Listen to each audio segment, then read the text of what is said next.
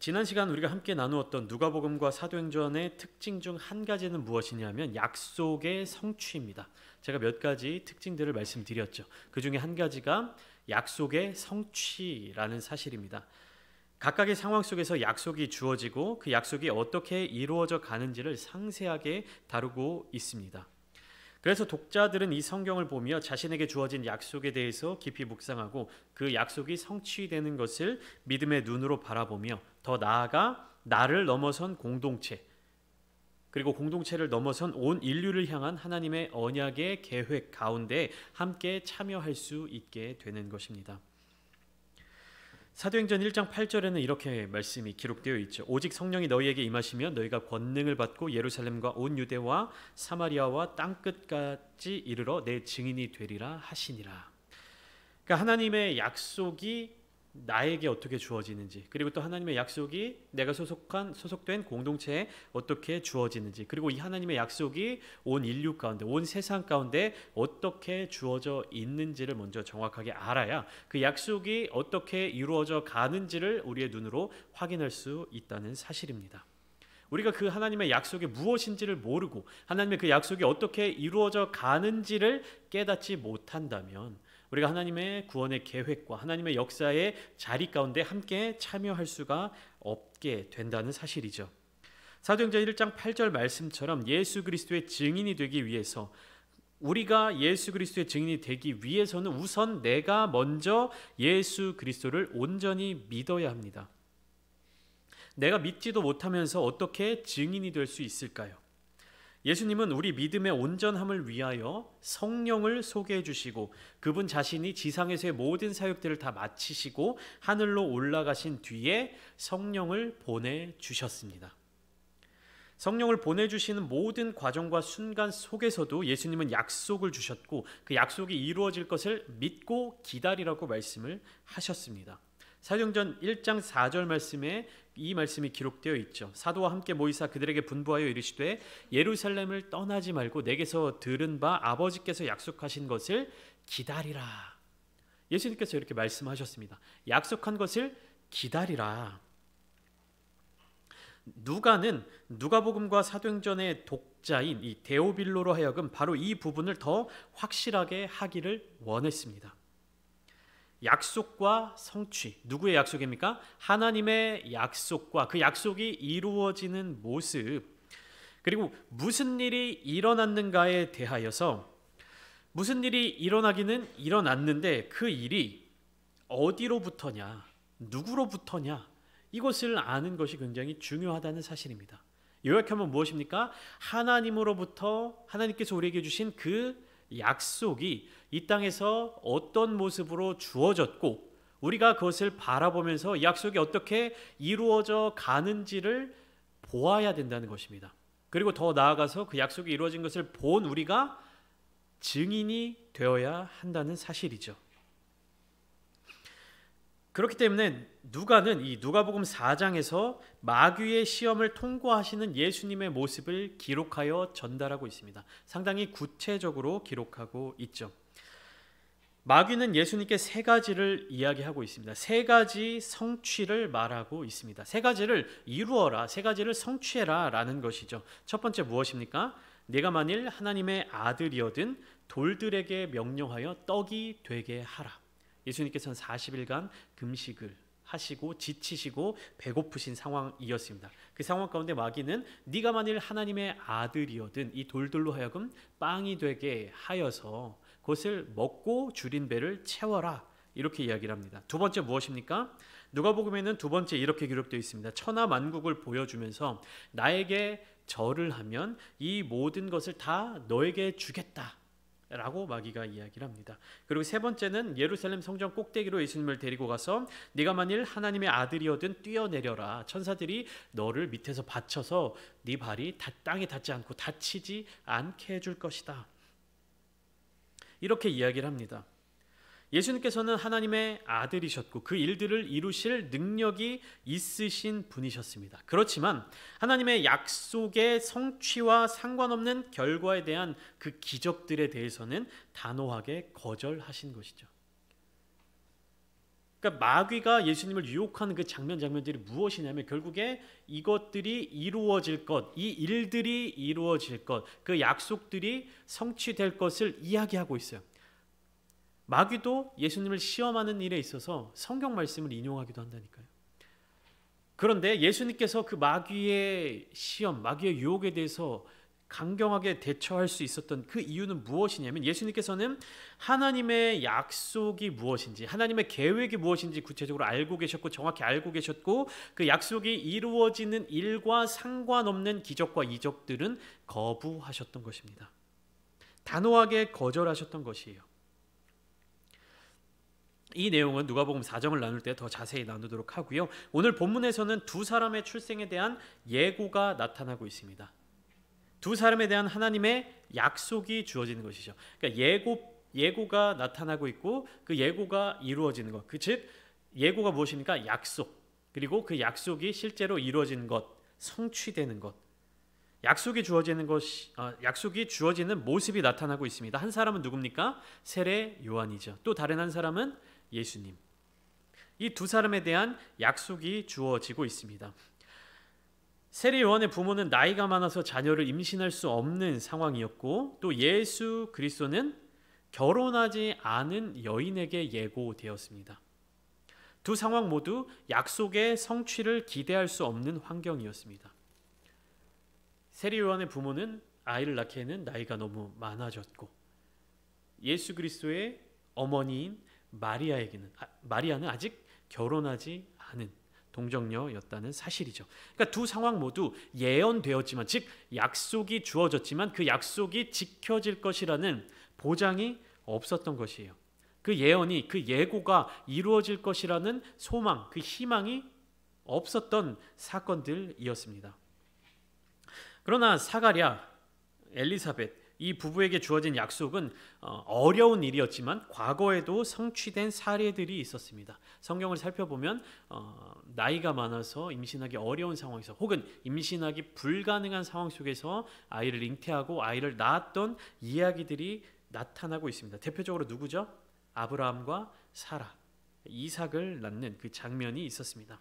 그러나 예수 그리스도의 동정녀 탄생은 그 이전에도 그리고 그 이후에도 전례가 없는 이야기였습니다. 이루어질 것이 기대될 수 없는, 기대하기 어려운 그러한 약속이었습니다. 그런데 여러분 성경 말씀을 살펴보시면 이루어지기 어려운 약속의 대상인 사가랴와 그리고 이루어질 수 없는, 그러니까 불가능한 약속을 받은 마리아의 자세, 그 반응이 서로 상반되는 모습을 우리가 살펴볼 수 있습니다. 사가랴에게 주어진 예언은 무엇입니까? 나이가 많은 노 부부가 임신을 해서 자녀를 낳는다는 것. 불가능해 보이지만 완전히 불가능한 일은 아니었고 과거에도 그러한 전례가 있었던 일이었죠. 근데 마리아에게 주어진 이 사건은 무엇입니까? 이전에도 없었고 이후에도 없는 불가능한 일이 예언으로, 즉 지킬 수 없어 보이는 약속이 주어진 겁니다.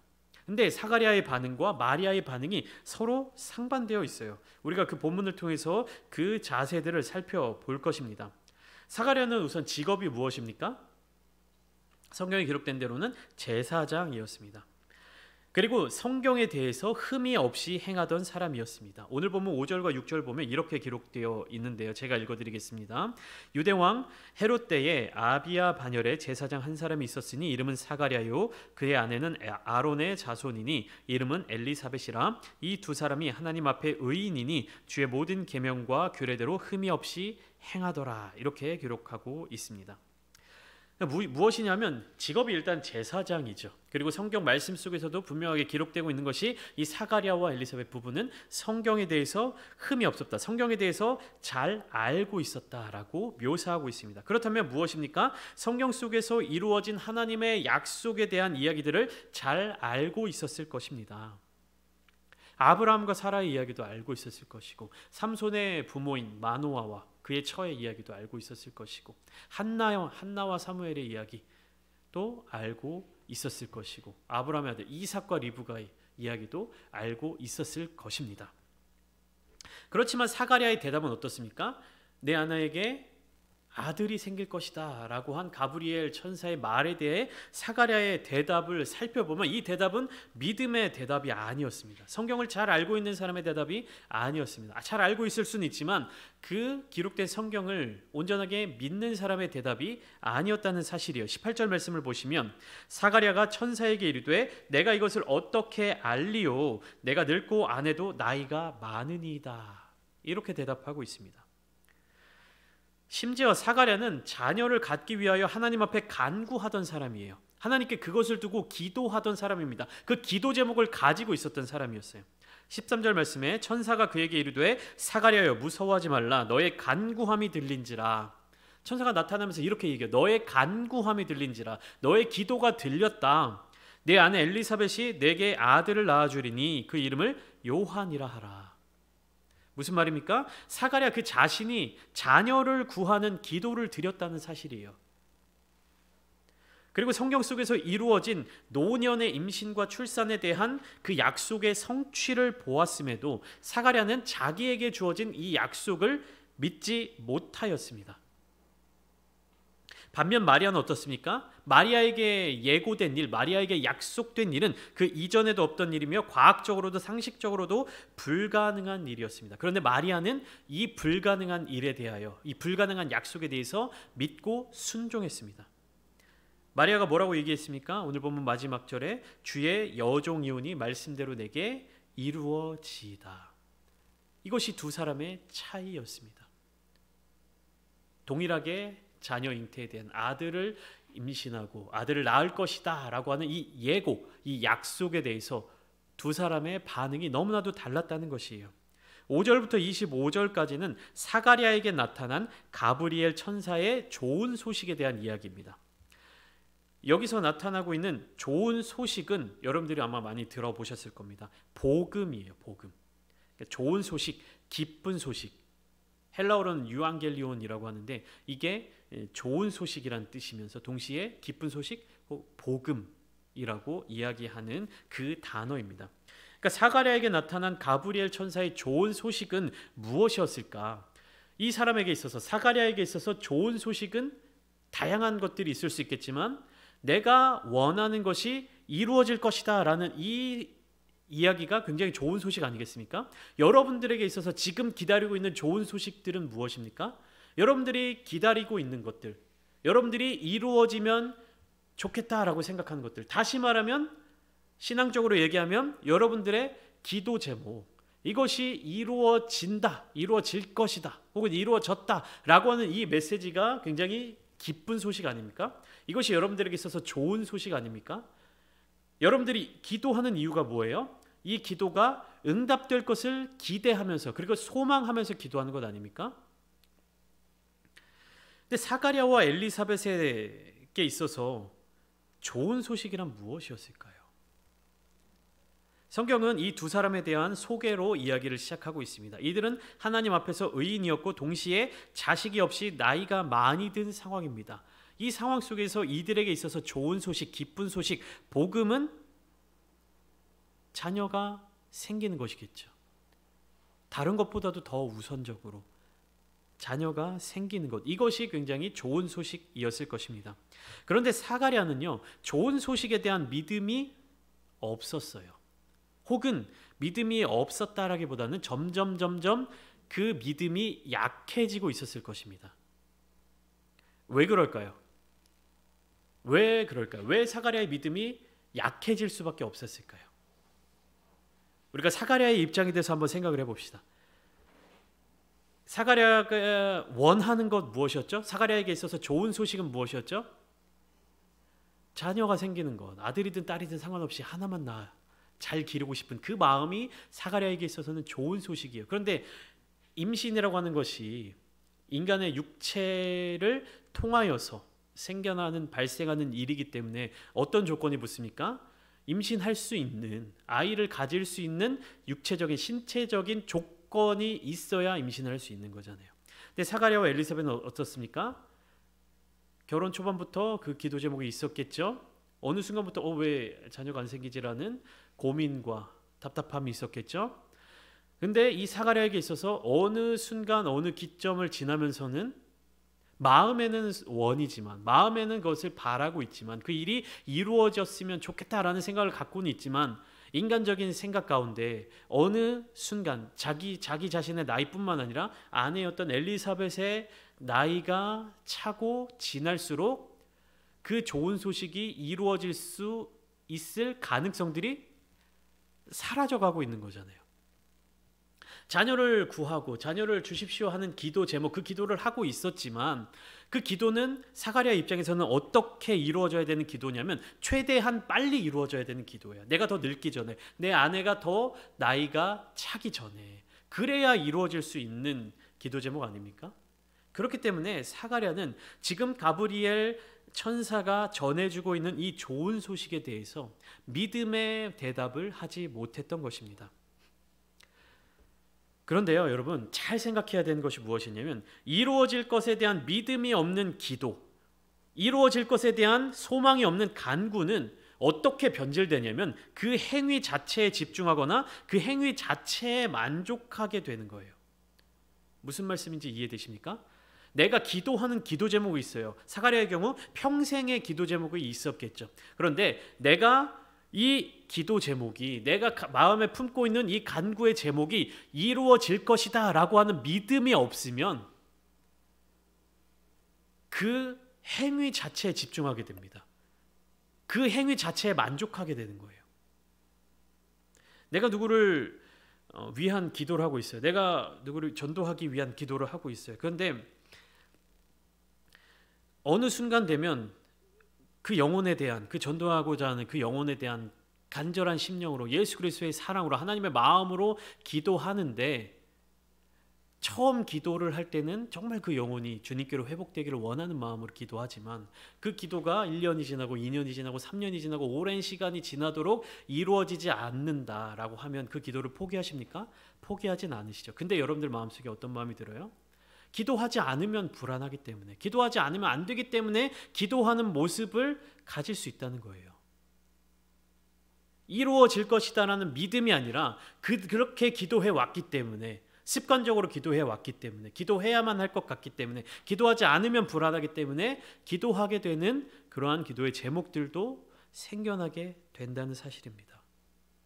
사가랴의 기도, 사가랴가 간구하던 것, 그것을 가브리엘 천사가 이루어질 것이다 라고 와서 이야기해주고 있는데, 좋은 소식을 전해주고 있는데, 사가랴는 내가 그것을 어떻게 믿을 수 있겠습니까?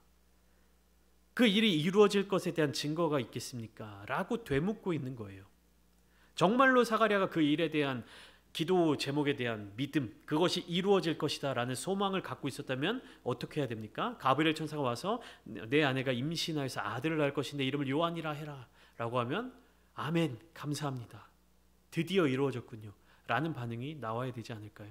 근데 사가랴의 마음속에는 이런 인간적인 생각, 그리고 너무 오랜 시간이 지난, 자기의 기준에 있어서 너무 오랜 시간이 지난 그 순간 응답된 그 좋은 소식에 대해서 올바르게 반응하지 못했던 것입니다. 이루어질 것에 대한 믿음이 없는 이 기도의 제목, 이 간구의 제목은 정말 위험해지는 겁니다. 겉으로 드러나 보일 때는 성실하죠. 날마다 이런 기도 제목, 이런 기도 제목, 이런 기도 제목 위해서 뜨겁게 기도하고 간절히 기도하는데 그 마음속에 이루어질 것이라는 기대와 소망이 없는 상태로 드려지는 기도, 내가 하나님께 간구하는 이 기도가 하나님의 영광을 위해서, 또 이 땅에서의 기쁨을 위해서 이루어질 것이다 라고 하는 그 소망 없는 기도, 얼마나 안타까운 모습입니까? 천사 가브리엘은 사가랴에게 나타나자마자 뭐라고 이야기했냐면, 너의 간구함이 들린지라 네 아내 엘리사벳이 내게 아들을 낳아주리니, 너의 간구함이 들린지라, 기도의 응답을 전해주는 거예요. 근데 사가랴는 내가 그것을 어떻게 믿을 수 있겠습니까? 이 일이 어떻게 나에게 이루어지겠습니까? 이렇게 반응하고 있는 것입니다. 이 좋은 소식으로 말미암아 사가랴 자신도 기뻐하고 즐거워할 것이고 많은 사람도 그의 태어남을 기뻐할 것이다.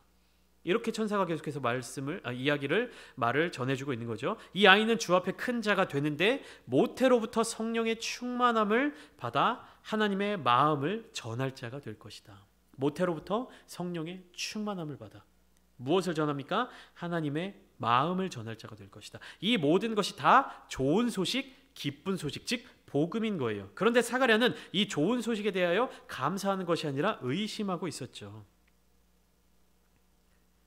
단순히 사가랴 부부에게만 나타난 좋은 소식입니까? 아니죠. 이 아이를 통해서 어떻게 되는 겁니까? 유다 지역에, 이스라엘 민족들에게, 온 세계로 성령의 능력을 따라서 그 복음이 전해질 것이다. 이 약속인데 사가랴는 의심하고 있어요. 나에게만 좋은 소식이면, 나에게만 기쁜 소식이면 의심할 수 있죠. 근데 나를 통하여, 우리 가정을 통하여 태어날 이 아이가 장차 많은 자들, 하나님의 사역, 하나님의 마음을 전할 자가 될 것이다. 많은 사람도 그의 태어남을 기뻐할 것이다. 주 앞에서 큰 자가 될 것이다. 나의 상황, 나의 가정을 넘어서 내가 속한 공동체, 온 인류를 향한 하나님의 약속이 드러나 있는데 사가랴는 의심하고 있는 것입니다. 이는 하나님의 계획과 역사에 대한 의심으로 연결되는 거예요.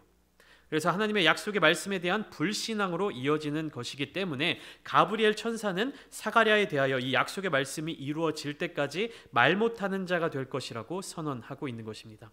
사가랴의 의심으로 인하여 말 못하게 된 것 또한 이 일이 이루어지는 것에 대한 또 다른 증거가 되는 것이죠.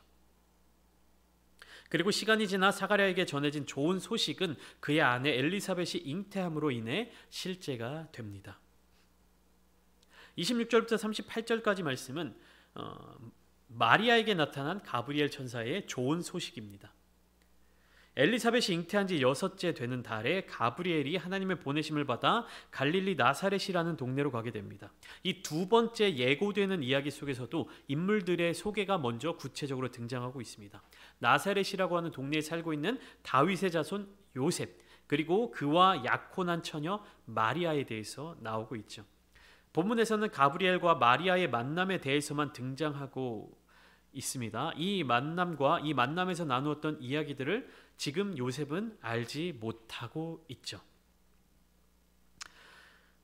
가브리엘 천사가 마리아에게 나타났을 때 뭐라고 이야기합니까? 은혜를 받은 자여 평안할지어다. 주께서 너와 함께 하시도다. 이렇게 인사를 건넵니다. 평안할지어다 라는 원어는 기뻐하라 라는 단어예요. 근데 이것을 개역개정으로는 평안할지어다로 번역했습니다. 원래 원어로 따지면 기뻐하라 라는 말입니다. 은혜를 받은 자여 기뻐하라. 주께서 너와 함께 하시도다. 무엇이냐면 은혜를 베푸는 자로부터 특별한 은혜 또는 특권을 받는 것과 관련해서도 사용되는 단어입니다. 하나님의 임재의 역동적인 능력을 선포하는 말이었기 때문에 마리아는 이 인사를 받고 굉장히 놀라고 당황하게 되는 겁니다. 은혜를 받은 자여 기뻐할지니라. 주께서 너와 함께 하시도다. 마리아 입장에서는 나이도 어리고 작은 소녀인 나에게 이런 인사가 어찌민가? 나에게 무슨 일이 일어난 것인가? 혹은 나를 통해 어떤 하나님의 일이 일어나게 되는 것인가? 이렇게 생각한 겁니다. 이 소녀에게, 이 어린 소녀에게 천사가 예언하고 있죠. 31절부터 33절까지 내용이 구체적으로 기록되어 있습니다. 제사장이었던 사가랴, 그것을 위해서 기도하고 있었던 사가랴는 그 응답을 듣고 가브리엘 천사의 메시지를 듣고 놀랐습니다. 믿지 못했습니다. 그런데 마리아는 무엇입니까? 하나님의 주도적이고 선택적인 은혜의 말씀을 듣고 놀랐습니다. 차이가 느껴지십니까? 사가랴는 너무 놀라서 믿지 못해서 놀란 거고, 마리아는 하나님의 선택과 하나님의 계획, 하나님의 그 은혜의 말씀을 듣고 놀란 것입니다. 그 내용이 31절부터 33절까지 구체적으로 기록되어 있고요. 마리아에게 일어나는 일 역시 무엇으로 역사되냐 하면 성령의 임하심과 지극히 높으신 이의 능력으로 이루어진다는 사실이 명백하게 증언되고 있습니다. 그리고 엘리사벳이 늙어서 임신한 사실 또한 마리아의 임신을 증언하는 증거가 되었다는 사실이죠. 두 사람에게 동일한 천사가 나타나서 동일한 메시지를 전하고 있습니다. 그런데 나타나는 반응이 너무나도 다르죠. 마리아의 대답은 사가랴의 대답과 달랐습니다. 주의 여종이 오니 말씀대로 내게 이루어지이다. 말씀대로 내게 이루어지이다. 이 두 약속의 아들들은 세례 요한과 예수 그리스도는 하나님의 하나의 목적에 기여하는 것입니다. 이들이 태어남으로 인해서, 이들이 자라남으로 인해서 하나님의 약속이 성취되고 이루어지는 것들을 목격하고 증언하게 되는 것이죠. 여러분들의 삶의 자리 가운데 여러분들이 기도하고 간구하는 것들이 있으실 것입니다. 그 간구가 어떻게 이루어질지, 그 기도 제목이 어떻게 성취될지 여러분들은 기대하고 소망하고 계십니까? 아니면 그냥 기도하지 않으면 불안하기 때문에, 늘상 그런 기도를 해왔기 때문에, 해야 된다라고 생각하기 때문에 기도하고 계십니까? 하나님의 약속, 하나님의 마음, 그 마음을 알고 기도하는 자들, 그리고 하나님의 뜻을, 하나님의 은혜를 받고 감사함으로 반응하는 자들. 사가랴는 제사장이었음에도 불구하고 자기의 기도 제목이 이루어졌을 때 믿음의 선포를 하지 못했습니다. 어리고 연약한 소녀였던 마리아는 자신에게 하나님의 천사가 나타나 하나님의 말씀을 대언할 때 두려웠지만, 떨렸지만 믿음으로 순종했습니다. 오늘 이 시간 함께 기도하실 때 여러분, 우리의 신앙생활 가운데, 우리의 믿음 생활 가운데 하나님께 우리가 기도 드리는 그 기도의 제목들을 다시 한번 살펴보시기 바랍니다. 그 기도의 제목들을 다시 한번 두고 내가 구하는 이것이 하나님의 약속과 하나님의 계획과 하나님의 역사하심 가운데 하나 되는 기도 제목인가? 또한 이 기도 제목이 어떻게 이루어질지를 우리가 기대하고 소망하고 있는가? 혹시라도 기도는 하고 있었지만 이 일이 이루어지는 것에 대한 기대와 소망이 없으셨다면 오늘 기도의 자리 가운데 그 기대와 소망을 회복하시기를 원합니다. 그 일이 이루어질 것에 대한 감사와 은혜가 충만하게 넘치는 그런 오늘 기도의 자리가 되기를 소망합니다. 그리함을 통하여서 제사장이었지만 믿음의 고백을 하지 못했던 사가랴처럼 되는 것이 아니라 정말 어린 소녀인 마리아의 고백처럼 하나님을 기쁘시게 해드리며 하나님의 은혜의 자리 가운데 충만한 복을 누리시는 저와 여러분들이 다 되시기를 주님의 이름으로 축원합니다.